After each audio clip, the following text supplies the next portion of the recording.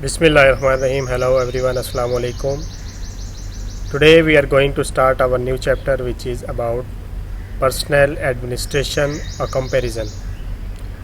Before started our today's lecture, I would like to recall our last lecture in which we have studied about the political rights of civil servants, which were right to vote in election, right to contest in election,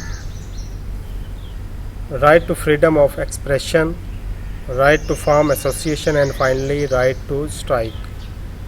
All these civil servants' rights were studied in detail in comparative perspective.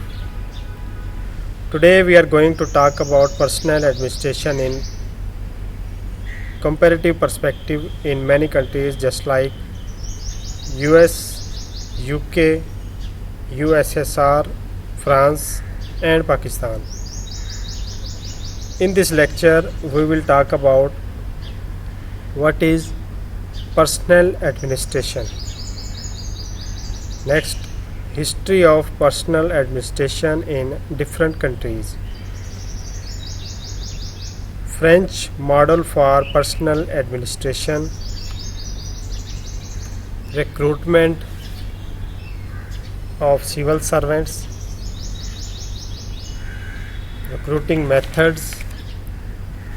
Trainings of civil servants and types of training, including formal training and informal training, promotion and performance evaluation, and finally the retirement of civil servants. Let us start. Personnel administration. What is personnel administration? Personnel administration covers the problems of recruitment, training, remuneration, promotions and retirement.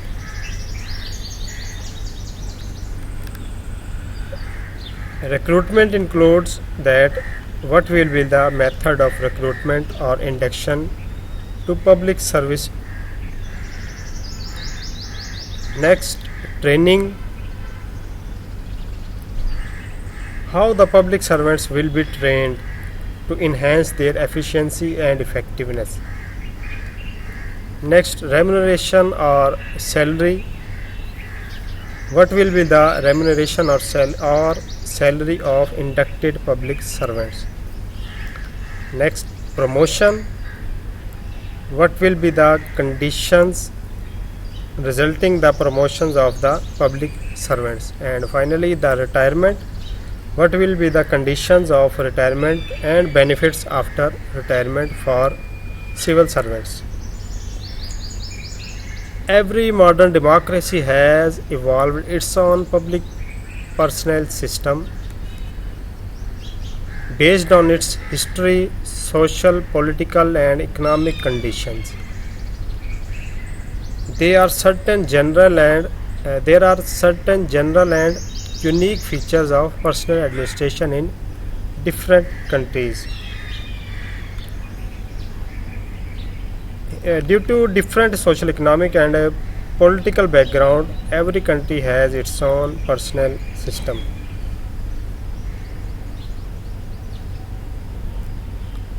By taking the major contents of personnel administration such as recruitment, training, promotion, discipline, morale and superannuation or retirement, we can apply it to different countries and compare them with one another.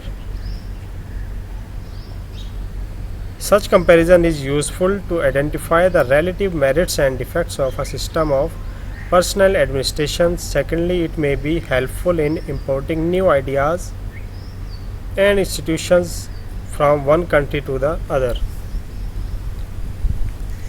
When we compare the administration and its working in the UK, the USA, France and USSR and Pakistan, the primary intention is to tell the major differences. There is nothing wrong with the country by country approach as long as its major aim is to bring out the differences. It means that for comparison of personnel administration or personnel system of different countries, Most reliable approach is to elaborate the differences of their administrative system. कि किसी भी country के personal administration या personal administrative system को compare करने के लिए जो कंपैरेटिविस्ट हैं वो एक स्टैंडर्ड डेवलप करते हैं जिसकी बेस पर कंट्रीज़ के जो पर्सनल एडमिनिस्ट्रेटिव सिस्टम्स हैं उनको कंपेयर किया जाता है। हर कंपैरेटिविस्ट जो है उसकी अपनी थिंकिंग है, उसका अपना ओपिनियन है, सोच है। वो एक स्टैंडर्ड डेवलप करता है जिस स्टैंडर्ड को बेस बनाकर वो डिफरेंट कंट्रीज़ के पर्सनल एडमिनिस्ट्रेटिव सिस्टम को कंपेयर करता है।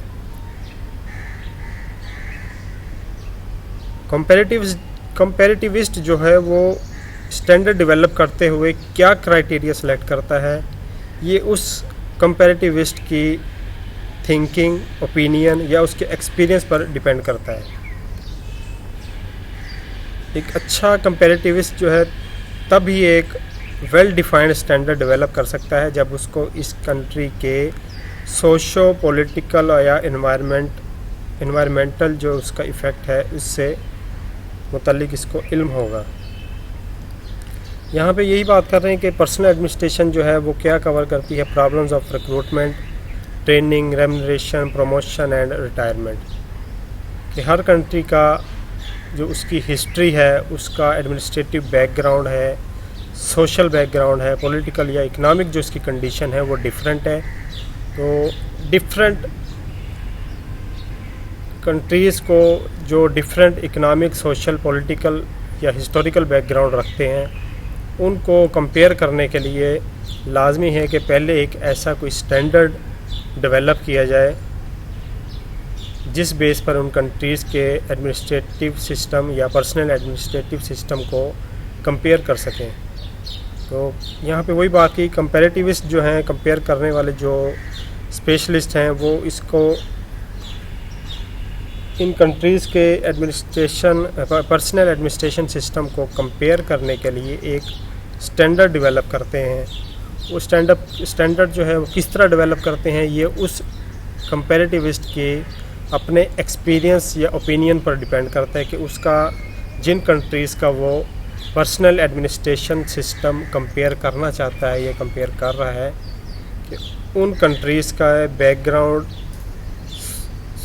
हिस्टोरिकल बैकग्राउंड, सोशल, पॉलिटिकल और इकोनॉमिक बैकग्राउंड से वो कितना वाकिफ़ है।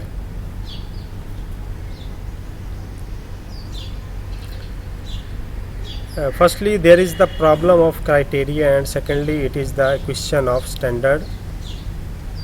The dangers are most obvious when we ask the question, which country's personal system is more efficient? Such questions are highly value laden, and if made may result in unscientific comparison. Every comparativist has a different set of mind. He can select different criteria to make comparison.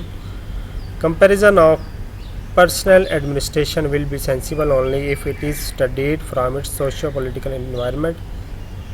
They are likely to differ and ultimately produce different kinds of personal institutions.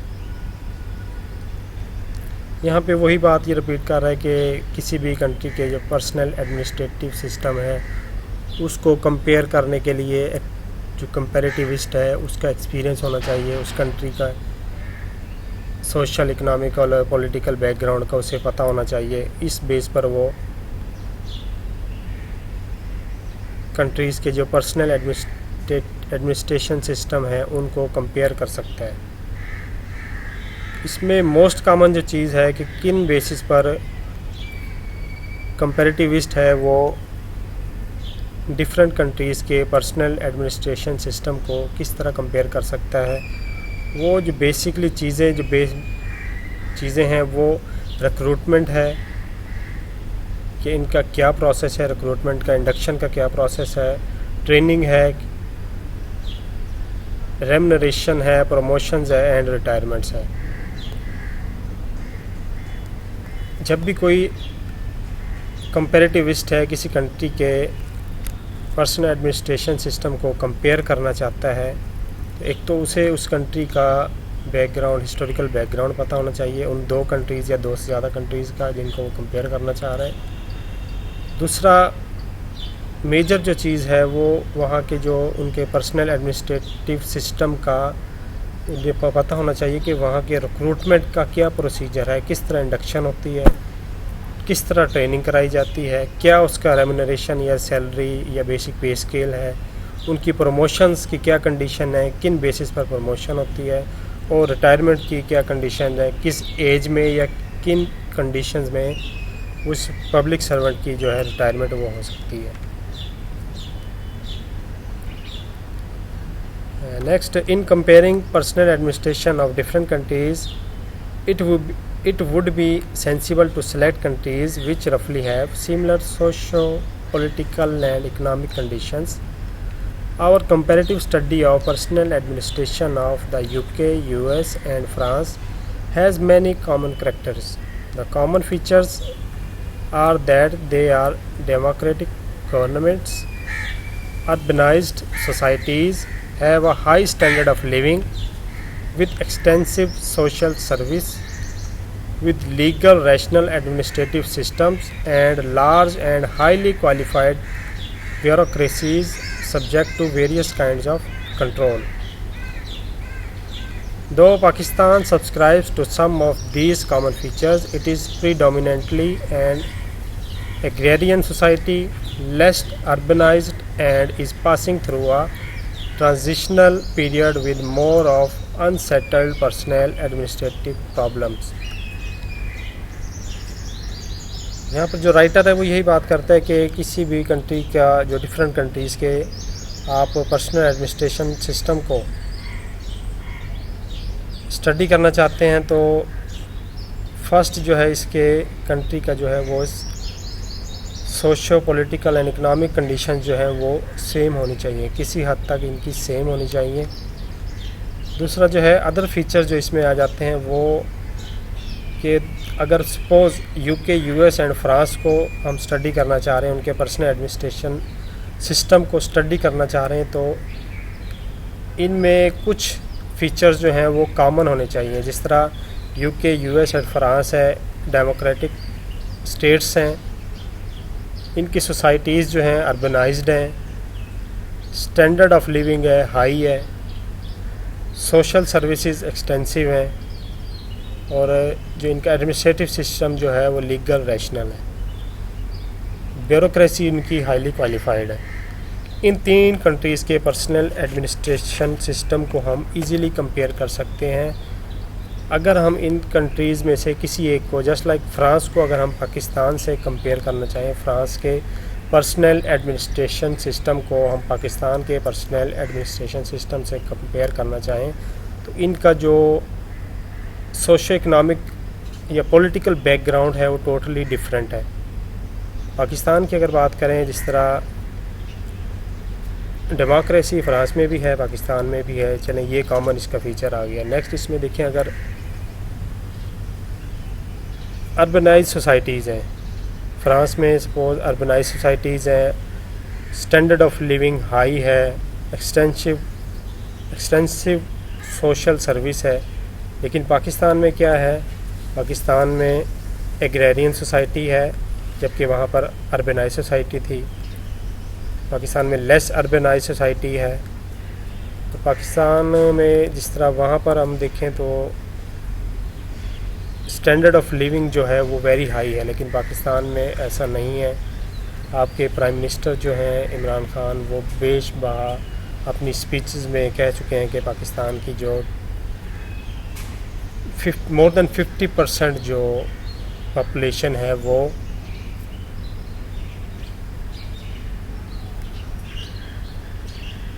उनका जो standard of living है वो बहुत low है as compare to European countries या France वगैरह। Soviet Russia की यहाँ पे बात करेंगे। Soviet Russia presents an entirely different situation, therefore it is necessary to bring out the environment political, social and economic in our study, otherwise there would not be reasonable comparison between democratic and non-democratic countries' public personal system. If there is no severe environmental difference, we can simply ignore them for the purpose of comparison.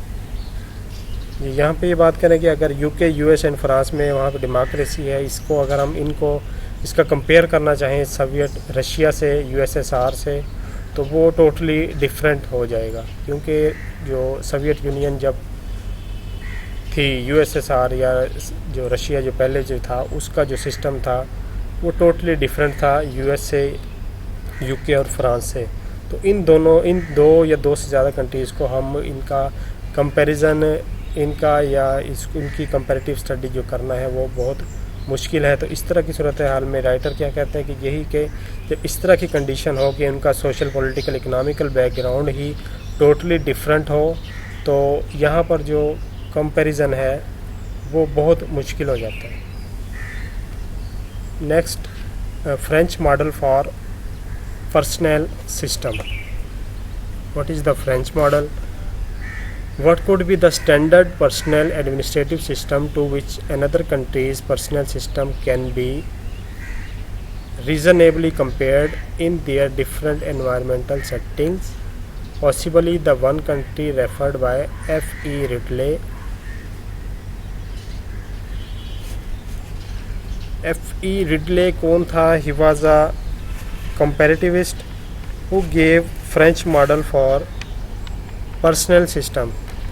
According to Ridley, France had the standard personal administrative system because it had democratic government, urbanized societies, high standard of living, extensive social service, legal rational administrative system and highly qualified bureaucracy. ये 5 features हैं, 5 इसके points हैं जिनकी base पर जो Ridley के मुताबिक जो फ्रांस है उसका जो स्टैंडर्ड है किसी भी दूसरे कंट्री के एडमिनिस्ट्रेटिव सिस्टम से, पर्सनल एडमिनिस्ट्रेशन सिस्टम से कंपेयर करने के लिए उसने स्टैंडर्ड जो है, रिडले ने फ्रांस को सिलेक्ट किया कि फ्रांस का जो स्टैंडर्ड है उस स्टैंडर्ड से किसी भी कंट्री के जिनका social, economical, political background France से किसी हद तक मिलता जुलता है उसको ईज़िली हम कंपेयर कर सकते हैं। ये French model of personnel system था। अगर हम बात करें यहाँ पर पाकिस्तान की, तो पाकिस्तान में ये सिस्टम क्यों नहीं कामयाब हो सकता, या F.E. रिडले की जो मॉडल है इसके मुताबिक हम फ्रांस और पाकिस्तान का जो कंपैरिजन है, उनका एडमिनिस्ट्रेशन कंपैरिजन है, वो क्यों नहीं कर सकते। उसकी 5 रीज़न्स हैं। उसमें फर्स्ट है, most of the modern techniques of personnel system are borrowed largely from the United Kingdom. Second इसमें है, it is not a stabilised relatively as that of France, the UK and the USA. Third इसमें, it is not an consequence of our own social political environment, it was first imposed on us by the colonial rule and was tempered here and there to suit the post-independent period. Number 4, our own national experience on personal administration is not only of a short period but are exceptionally limited. And number 5, the last, new ideas and experimental experiences on personal administration and institutions have not been generated as our own. It is still coming from elsewhere. Example, ombudsman like institution, organizations and method, most of the budgetary innovations. ये वो कौन सी 5 reasons हैं जिन reasons की वजह से हम पाकिस्तान का personal administration system जो है उसको फ्रांस के पर्सनल एडमिनिस्ट्रेशन सिस्टम से कंपेयर नहीं कर सकते। इसमें नंबर 1 ये आ जाता है कि हमारा जो सिस्टम है, जितने भी हमारे इसमें टेक्निक्स हैं पर्सनल एडमिनिस्ट्रेशन सिस्टम में, वो टोटली यूके से बारो की गई हैं, क्योंकि पाकिस्तान यूके की कॉलोनी था, तो इसके जो सिस्टम है वो सारी जो यूके से बारो की गई हैं। इसमें इसके अलावा दूसरा इसमें आता है कि स्टेबलाइज्ड नहीं है, पाकिस्तान का जो पर्सनल एडमिनिस्ट्रेशन सिस्टम है वो स्टेबलाइज्ड नहीं। तीसरा इसमें आ जाता है कि सोशो पॉलिटिकल एनवायरनमेंट जो है फ्रांस और पाकिस्तान का टोटल डिफरेंट है। नेक्स्ट इसमें आता है our national experience on personnel administration is, कि हमारा जो पर्सनल एडमिनिस्ट्रेशन जो सिस्टम का जो सोच हमारा नेशनल एक्सपीरियंस है वो बहुत शार्ट है। ये 1947 के बाद ही हमने, जिसमें 3 मार्शल लॉ वगैरह आ जाते हैं, और इसके अलावा जिस तरह गवर्नमेंट की जो कंडीशंस रही हैं, तो हमारा जो एक्सपीरियंस है इस हवाले से वो बहुत शार्ट है एज़ कम्पेयर टू फ्रांस है। फाइनली वो यही है इसमें कि new ideas and experimental experiences on personnel administration institution have not been generated, कि हमने किसी भी लिहाज से अपने कोई न्यू आइडियाज़ जो हैं वो नहीं हमने उनको डेवलप किया गया, बल्कि हम जो हमारा जिस तरह पेंशन सिस्टम को अगर ले लें, पेंशन सिस्टम जो है वो हमने फ्रांस से बारो किया गया है। हमारा ये पर्सनल एडमिनिस्ट्रेशन सिस्टम जो है वो हमारा यूके से बारो किया गया है। अम्बड्समैन जो पाकिस्तान में है वो भी हमने स्वीडन से बारो किया गया है, कि पाकिस्तान ने खुद किसी किस्म का कोई इसका कोई पर्सनल एक्सपेरिमेंट नहीं है, उसकी कोई क्रिएटिविटी नहीं है इस मामले में। तो ये 5 रीज़न हैं जिनकी वजह से हम पाकिस्तान को फ्रांस से कंपेयर नहीं कर सकते। The above mentioned facts have added doubtful recommendation to consider Pakistan personnel system as a standard for comparison, therefore the most simplest way is adopted.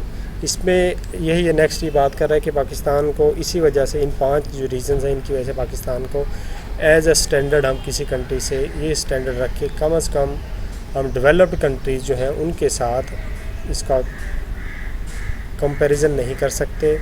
जो कंट्रीज़ पाकिस्तान की जिनका सेम, जिस तरह पाकिस्तान को हम इंडिया से कंपेयर कर सकते हैं कि इंडिया और पाकिस्तान की सोशल, पॉलिटिकल, इकोनॉमिकल हिस्ट्री तकरीबन सेम है, तो उनको हम आपस में कर सकते हैं। तो इस तरह की कंडीशन में जब हम यूके से या फ्रांस से पाकिस्तान के पर्सनल एडमिनिस्ट्रेशन सिस्टम को कंपेयर नहीं कर सकते और कंपेयर करना चाहते हैं, फिर हम क्या करेंगे? तो उसमें यह है कि first to select major theme, कि हम उसमें मेजर थीम कोई एक चीज़ को हम सेलेक्ट कर लेंगे उसमें से, उसके बाद फिर इसको हम किसी हद तक कंपेयर कर सकते हैं कि उसको कि कोई एक थीम उसमें ले लें, जिस तरह ये रिक्रूटमेंट ले लें, प्रमोशन ले लें, या इसके अलावा रिटायरमेंट वगैरह, इस तरह का कोई एक फ़ीचर जो है वो उठा लें, उसके फिर उसमें देखें कि हमारे इसमें डिफरेंसेस क्या हैं, सिमिलैरिटीज़ क्या हैं, डिफरेंसेस क्या हैं फ़्रांस और पाकिस्तान के इस सिस्टम में। सपोज़ हम रिटायरमेंट को ही पिक कर लेते हैं, तो रिटायरमेंट में हमने देखना है कि फ़्रांस में क्या कंडीशंस है, किन कंडीशंस में रिटायरमेंट मिलती है और किस तरह क्या एज है इसमें।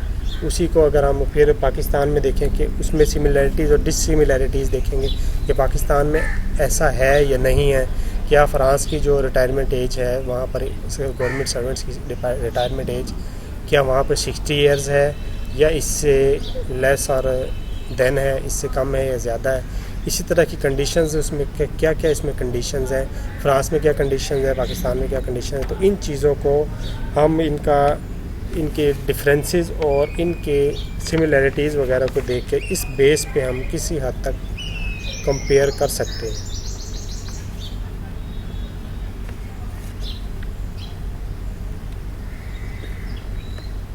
यही French model for personal administration था। नेक्स्ट इसमें historical background of personal administration, कि इसका हिस्टोरिकल बैकग्राउंड क्या है पर्सनल एडमिनिस्ट्रेशन का, किस तरह UK, US, France, USSR, Pakistan इसमें किस तरह से ये मतलब वर्क कर रहा है पर्सनल एडमिनिस्ट्रेशन सिस्टम। फ्रांस जो है, इसमें France claim to be the oldest form of public personal system, even though there are historical evidences which subscribe that were established personal system existed in China in 353 BC। के France जो है वो claim करता है कि इनका जो personal administration system है वो ओल्डेस्ट है, जबकि चाइना में एक इंडियन हिस्टोरियन है कौटिल्य, उसने अपनी बुक में ये मेंशन किया है कि जो चाइना का जो पर्सनल एडमिनिस्ट्रेशन सिस्टम है वो 353 BC में भी एग्जिस्ट करता था। लेकिन वेस्टर्न स्कॉलर्स के मुताबिक जो फ्रांस है इसका पर्सनल एडमिनिस्ट्रेशन सिस्टम जो है वो ओल्डेस्ट है। तो फ्रांस में क्या था, फ्रांस में 1789 में जो फ्रेंच रेवोल्यूशन आई,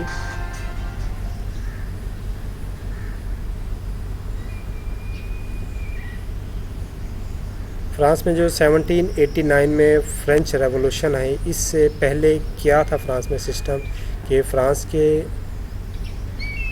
30 प्रोविंसेस थे, जो एडमिनिस्ट्रेटिव बेस पे 30 प्रोविंसेस थे।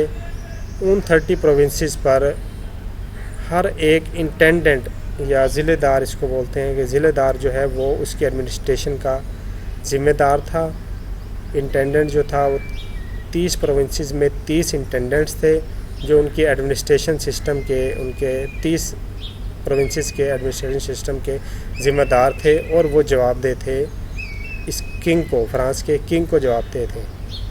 ये बिफोर रेवोल्यूशन, फ्रेंच रेवोल्यूशन, इसी तरह का ये प्रोसीजर था। फिर 1800 में नेपोलियन बोनापार्ट आया, उसने क्या किया, उसने इनका सिस्टम था, इंटेंडेंट्स का जो सिस्टम था उसको रिप्लेस किया।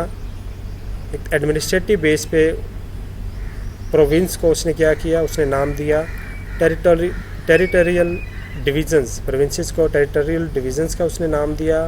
और जो इंटेंडेंट से, जो उनके एडमिनिस्ट्रेटिव हेड थे, उनको रन कर रहे थे, उनको उसने प्रीफेक्ट्स का नाम दिया। जिस तरह ये उर्दू में अगर इसको देखें तो सरदारी निज़ाम की वो बात कर रहे हैं कि ये सरदारी निज़ाम इस तरह का था। तो नेपोलियन बोनापार्ट जो है उसने इंटेंडेंट्स को रिप्लेस किया प्रीफेक्ट्स थे। तो ये 19th सेंचुरी तक इसी तरह प्रीफेक्ट सिस्टम जो है ये चलता गया। और प्रीफेक्ट्स जो थे, सरदार जो थे उस टेरिटोरियल डिवीज़न्स के या जो पहले प्रोविंस थे फ्रांस के, उनके जो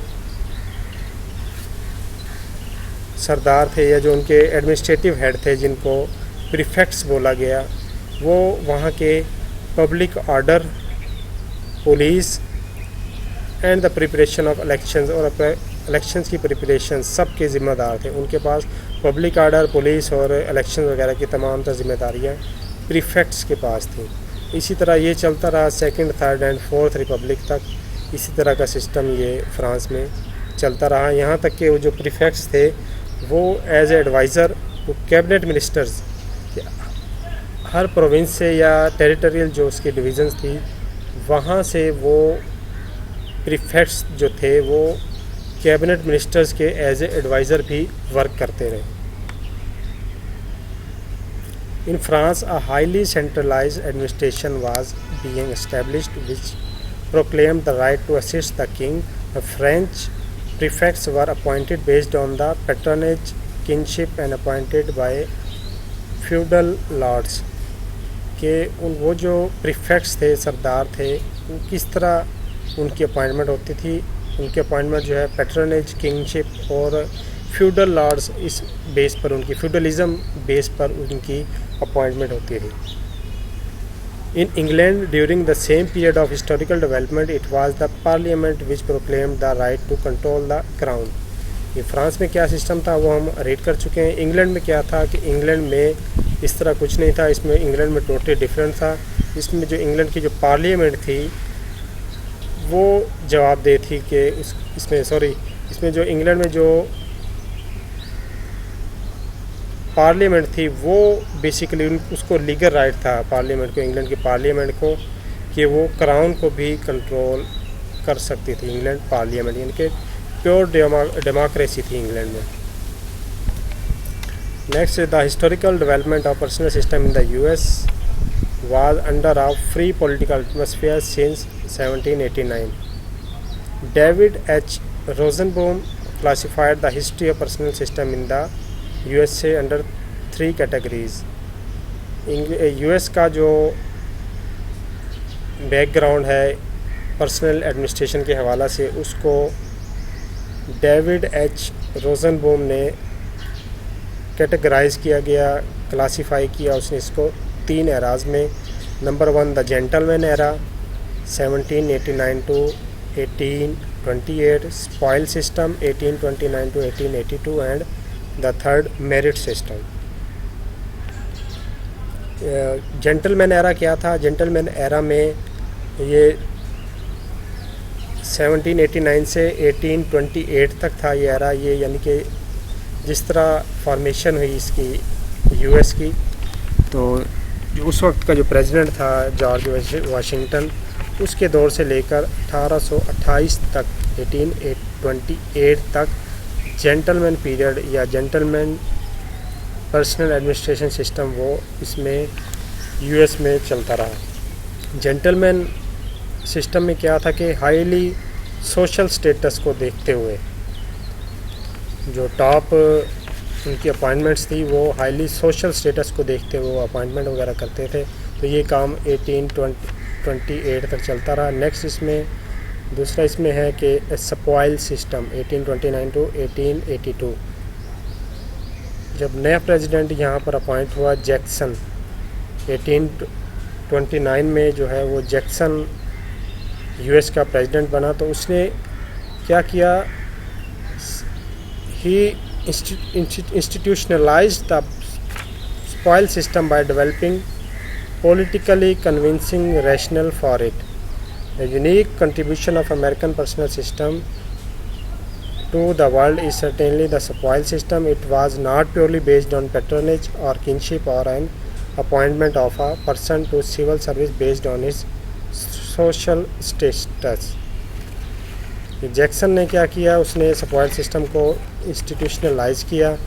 किस तरह उसने इसको इंस्टीट्यूशनलाइज किया कि convincing rational for it, political convincing, तो उसमें थोड़ा सा पॉलिटिकल इफ़ेक्ट आ गया, जिसकी वजह से इसको स्पॉइल सिस्टम कहते हैं। कि ये सिस्टम जो है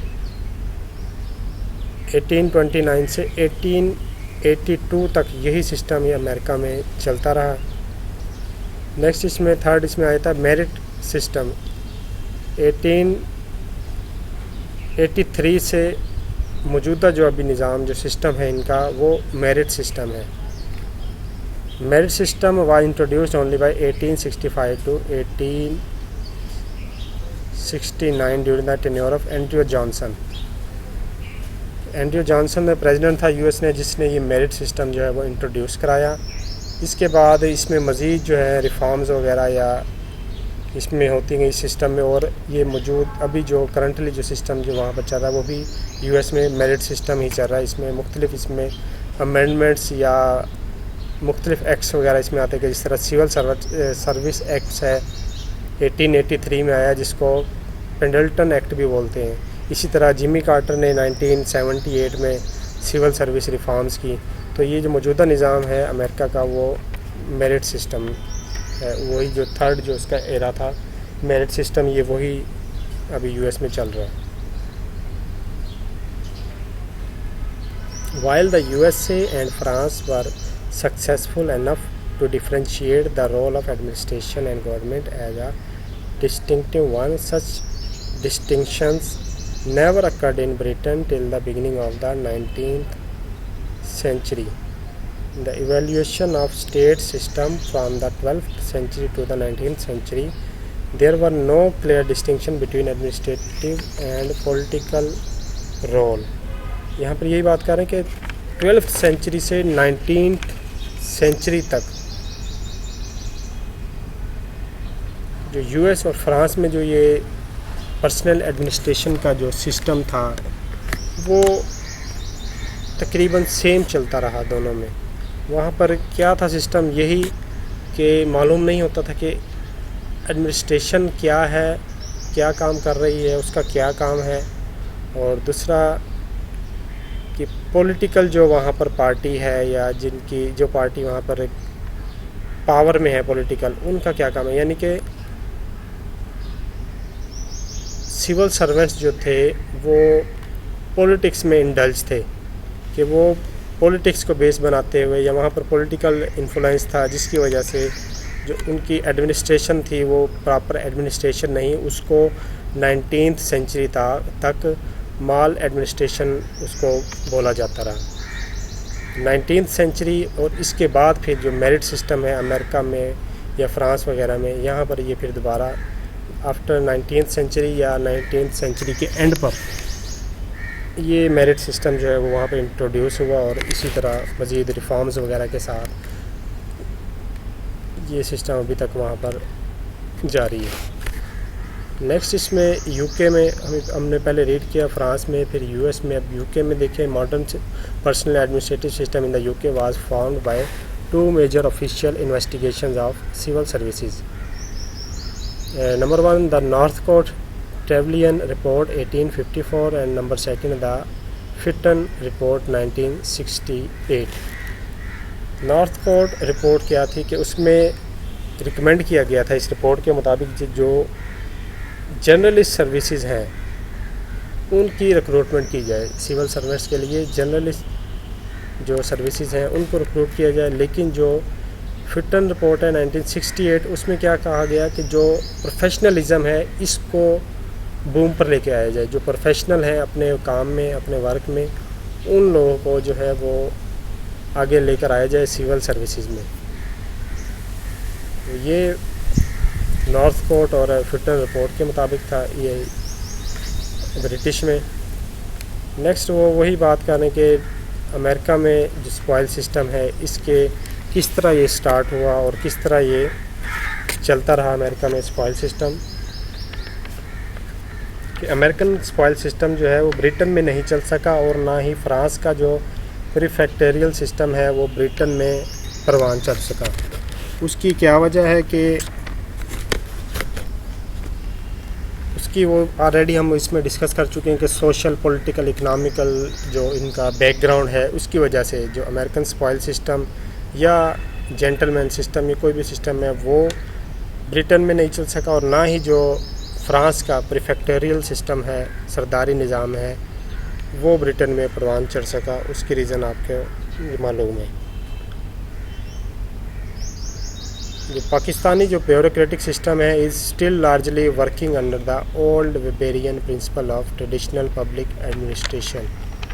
कि पाकिस्तान का ब्यूरोक्रेटिक सिस्टम वही कॉलोनियल जो जिस तरह निज़ाम था, हम यूके का जो हमारा सिस्टम है उसी को हम फॉलो करते आ रहे हैं, जिसकी वजह से जो हमारा पर्सनल एडमिनिस्ट्रेशन सिस्टम है पाकिस्तान का वो इतना बेहतर नहीं है कि इसको अभी हम फ्रांस, यूके, यूएस या इन कंट्रीज से हम इसका कंपैरिजन कर सकें।